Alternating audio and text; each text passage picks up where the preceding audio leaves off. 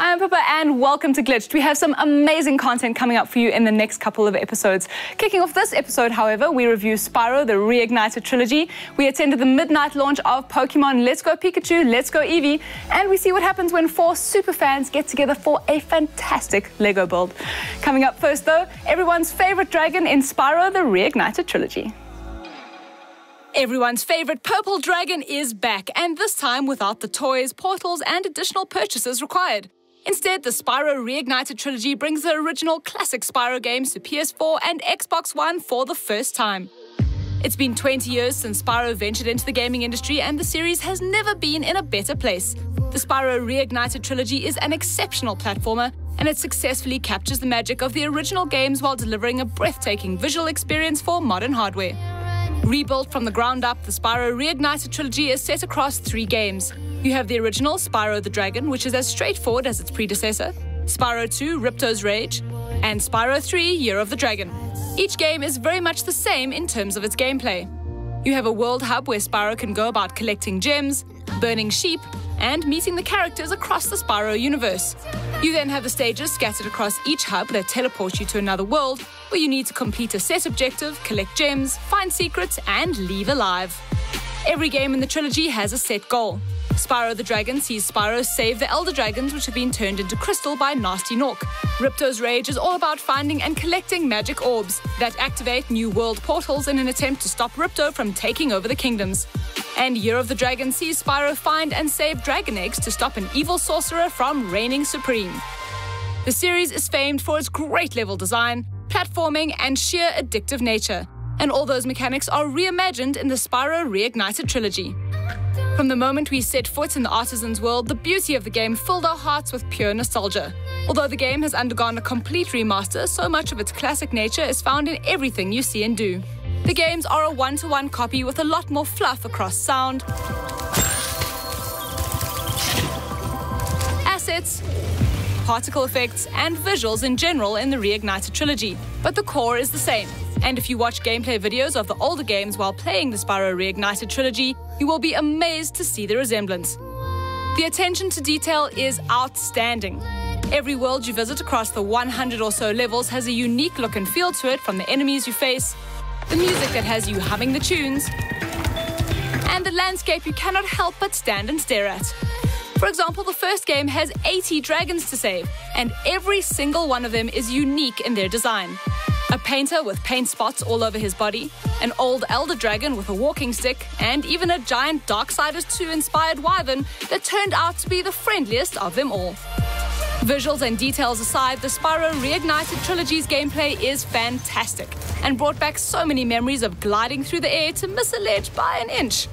From spitting fire, ramming, and gliding across the lands, the game feels awesome, although we did have some issues with the underwater camera, which was frustrating to control. Besides that one camera issue, we cannot speak badly about the overall gameplay of the Spyro Reignited Trilogy. It is that fun and polished to play.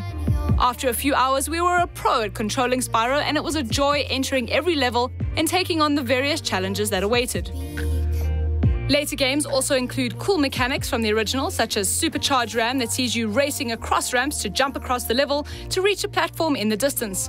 Spyro can also equip a Super Fire attack that blasts through walls and armored enemies.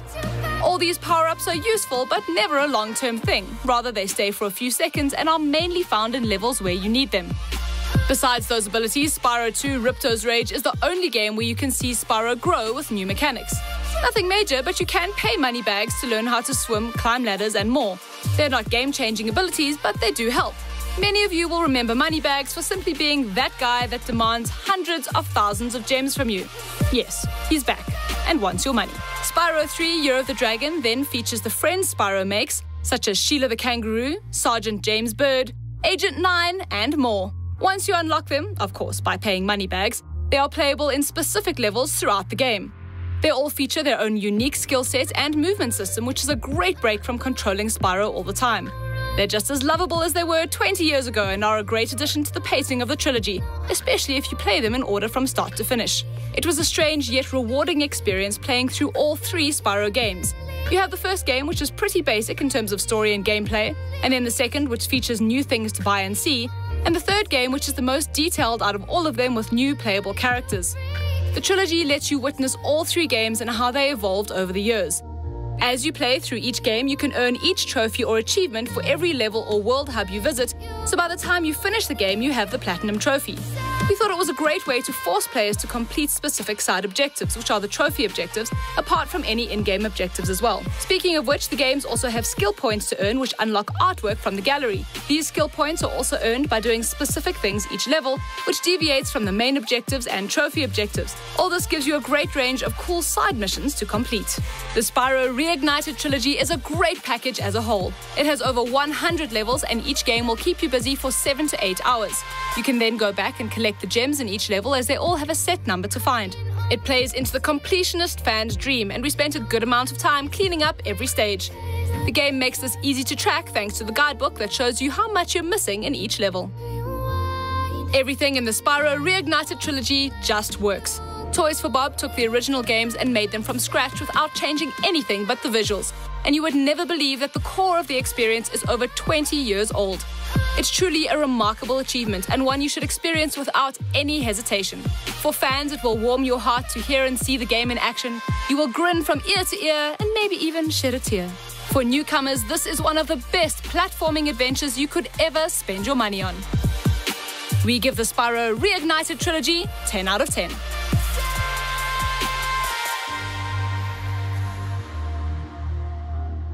Up next, we attended the midnight launch of Pokemon Let's Go Pikachu, Let's Go Eevee, and we sent our resident expert, Carla Spacewolf Becker, to see what went down.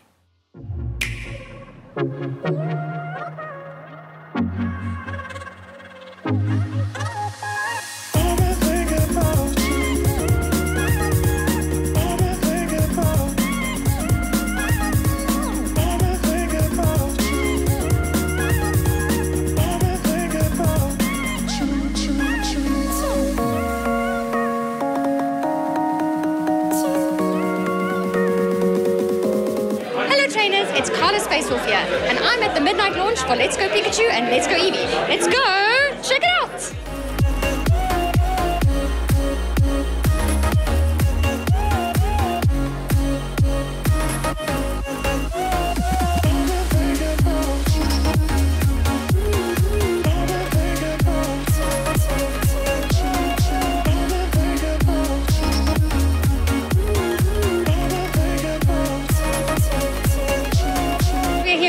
GQ. He's an official Nintendo rep. Please tell us, what do you think about tonight's launch? Look, first and foremost, I like the fact that everybody came together to just enjoy that whole Pokemon nostalgia, you know, because like I was excited that I found a Bulbasaur. Just that alone made my night. But everybody was having a great time. They were playing the game. The environment was very game friendly, and it was a beautiful community.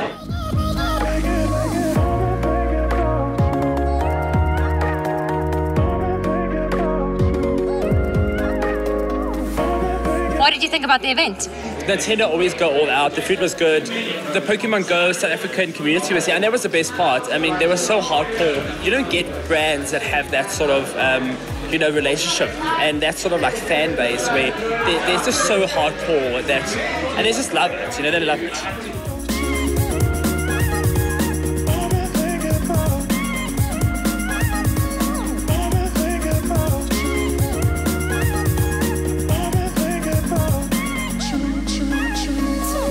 With Frank, he's the GM of Nintendo South Africa. Frank, how is Nintendo doing in South Africa? It's doing fantastic. I think I don't know if you've seen the stats globally, where Nintendo just achieved 22 million copies of Switch consoles sold, and locally it's just been incredible. It keeps growing.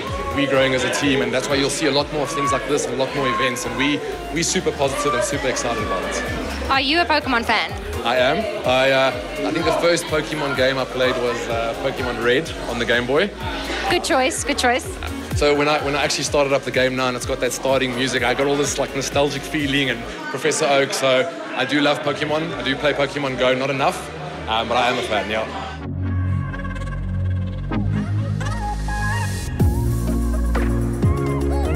Very important question. Let's go Eevee or let's go Pikachu? Pikachu. classic. I'm gonna go Let's Go Eevee. Let's go Pikachu. Let's go Eevee, of course. Pokemon Let's Go Eevee for me. I'd rather go with Eevee, then I don't have to like deal with Pikachu the whole time. I can like have like Vaporeon or Flareon or something. Yeah. Well, that's it. As you can see, I have my copy. So until next time, see you in Kanto. If you're an RPG fan, you've probably heard of Fallout, and you've probably actually played Fallout. But Bethesda's latest Fallout 76 is just a little bit controversial.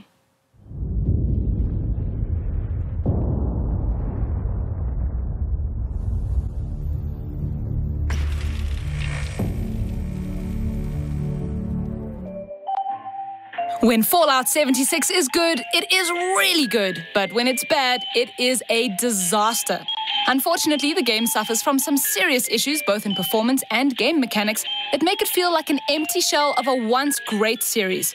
Some sessions had us intrigued for hours on end, while others left us with a headache as we tried to wrap our minds around the abysmal plot, and while we were running around an open world trying to find holotapes to piece together all this nonsense. Fallout 76 takes place in 2102, 25 years after a nuclear war that basically destroyed Earth. You take on the role of a member of Vault 76, who has now emerged from the bunker on Reclamation Day. The premise is you are meant to recolonize the wasteland along with your fellow Vault 76 brothers, and return humanity to the world. Unfortunately, everything turns to dirt thanks to Fallout 76's complete lack of story direction. Most of the game revolves around you trying to hunt down the Vault 76 overseer by tracking down her last location, using holotapes she left behind for you to listen to. Responders field report, Maria Chavez speaking. Being here at AVR Medical really brings back memories.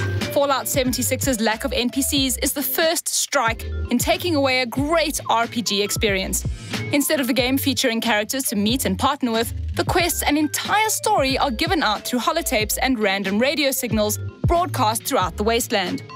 While the game tries hard to keep you interested in the world and its happenings, there is definitely a lack of player-to-game connection thanks to this system. We had a dozen quests in our log at one stage with no idea why we were doing what and for whom. After a while, you just end up running around the world completing quests because the game is telling you to. It's a shame, as for the most part, the opening hours of Fallout 76 had a great sense of depth when it comes to the story and side missions. The lore behind Fallout 76's enemies has been done brilliantly. The Scorched, for example, are undead-like zombies that want to rip your head off, and the more you play the game, the more you discover their origins and how these creatures came to be. Fallout 76 takes place in Appalachia, a land based on West Virginia, and the world you explore is definitely beautiful. Sure, the game is created on Bethesda's outdated creation engine, but it does a great job bringing the series to life. Unfortunately, the world is wasted on a game that has some serious performance issues. This is most likely the buggiest and most badly optimized Bethesda game we have ever played. And that's saying a lot. There are constant game crashes, serious frame rate drops, and bugs galore. Fallout 76 brings back the acclaimed building system from Fallout 4 that saw us create a settlement with all the bells and whistles you can ask for. But like much of the game, it does not work. Instead of owning a set settlement, you now own a camp which you can pick up and move anywhere around the world.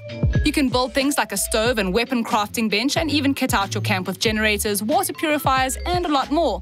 There are some catches though. Exit the game, and your camp deletes itself and stores everything you've built in a separate crafting tab for you to now go and place down all over again. Yes, this means you spend a few hours building and placing objects just to do it every time you log back into the game. The camp is basically just a place to fast travel to and store junk, which is a pity, as in concept it sounds great, but it's executed terribly. Let's move on to co-op. Fallout 76's entire experience is online only. You cannot play the game without internet, and when you launch the game, you're put into a server with other players. Most of the time, these players are doing their own thing, and the rare chance of you coming into contact with them normally results in a quick teabag gesture. For the majority of our experience with the game, players were pretty decent. But there is a bad side to the game's online features too. You can shoot an enemy and duel them to death, but it is a long and painstaking process trying to kill the player trying to kill you, you healing up while he does the same. It's a long rinse and repeat process that is best forgotten. If you do cause problems in the world, you will get a bounty on your head, but the chances of other players actually coming to hunt you down for that bounty are next to none.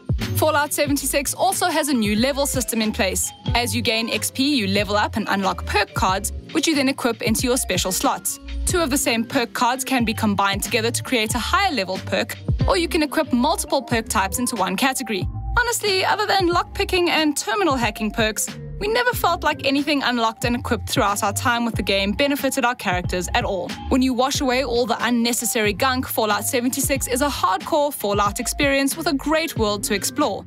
It may not look like it for everyone, but if Bethesda is dedicated to improving the experience, then we're on board to see where it's going. For those of you who absolutely love Fallout games, 76 is a decent entry.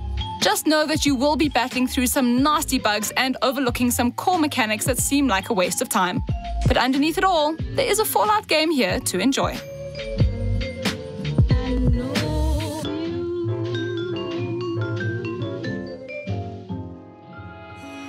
If you follow us on social media, you'll know that we recently ran a competition for 8 superfans to build the epic LEGO Harry Potter Hogwarts Castle. See what went down as we followed them around for the day.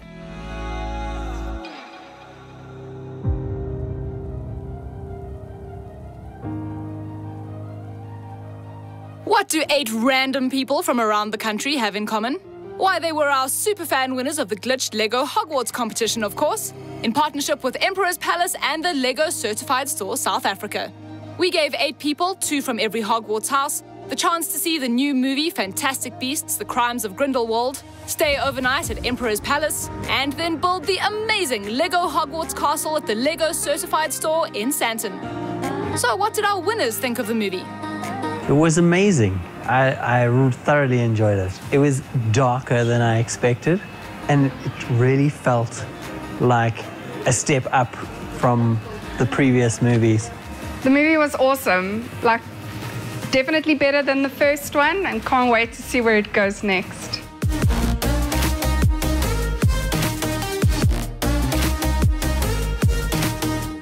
The next morning, our winners made their way to Sandton City, and there was huge anticipation for the LEGO build.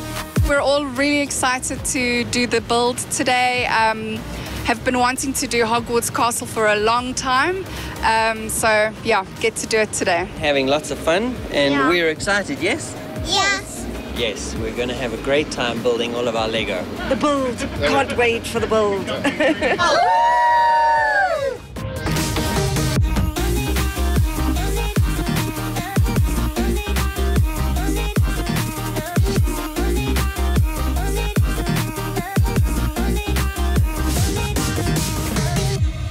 And finally, it is time. Guys, welcome to the LEGO Certified Store in Sandton City, and congratulations to our house winners, Slytherin, Gryffindor, Hufflepuff and Ravenclaw. We're here for the big Hogwarts Castle build at the LEGO Certified Store in Sandton, and I think we're going to get going. I also want to say a big thank you to Glitched for putting together the competition, and to Emperor's Palace for sponsoring as well. We've got a fun full day ahead of us and some more exciting prizes to go through later. So once again, let's get started.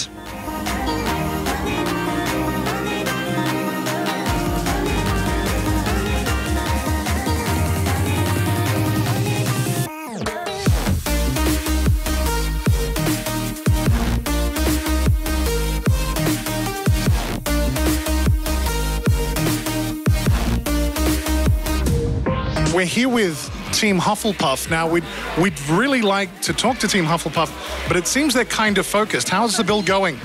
We're busy. My fingers are starting to burn, but I like it. Team Gryffindor, how are we doing? Is this a fun build? It's really nice. I think we're on our 3rd packet. If we want to finish this on time, we have to work together. Guys, how are we doing? We're getting there.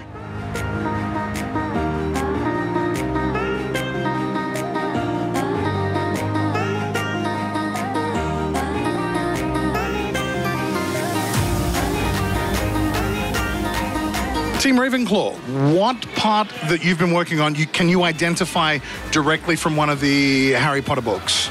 Well, I think we have to point out the Great Hall. We've got Dumbledore's chair over here. We've got all the flames, and look at those beautiful sort of stained glass windows at the back there, plus the wooden big doors, which have got little stickers on. First thing I noticed was the big Chamber of Secrets. And as you can see coming out, first are the little snake statues. And then you see the green basilisk. We've been building the potion room where Professor Snape is, and the room of requirements, the disappearing closet where Malfoy and the bad guys get into Hogwarts. Many, many hours later, it's all starting to come together.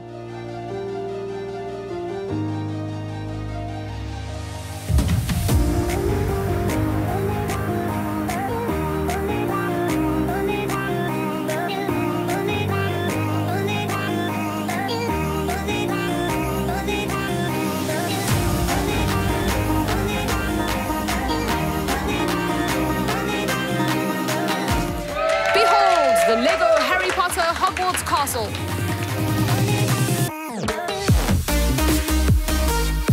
We still have a couple more surprises for our lucky winners.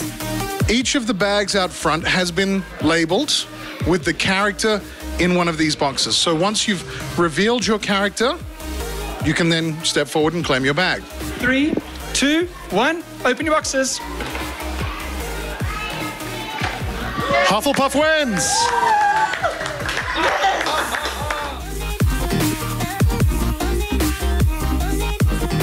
Huge thanks to LEGO, huge thanks to Emperor's Palace, fantastic beasts and where to find them. I found this, how great is that? And massive shout out to Glitched. I love all of you. Yay! Thank you so much to LEGO Certified Store, Glitched and Emperor's Palace. This has been absolutely amazing. I'm super stoked we got the train. It's a first for me, so thank you. And it's been awesome. Did we have fun today, guys? Yes. Hey, did you build like troopers? Yeah. You did, and it was an incredible time. Thank you so much. Today has been really amazing. I keep pinching myself. It feels like a dream come true. I never thought I'd get to experience building the castle, and I won these awesome prizes. So thanks so much to Glitched Africa for an amazing competition.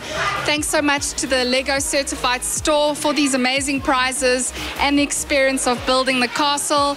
And again, big thanks to Emperor's Palace for hosting us and letting us watch the new Fantastic Beasts movie. Thanks, guys. Cheers. Well, I know it's going to be on everyone's Christmas wish list this year. That brings us to the end of the episode. On our next episode, we review the Huawei P20 Mate, we play some Battlefield 5, and we take a look at Starlink. Catch us on all the socials at Glitched Africa. We'll see you again next time. Bye.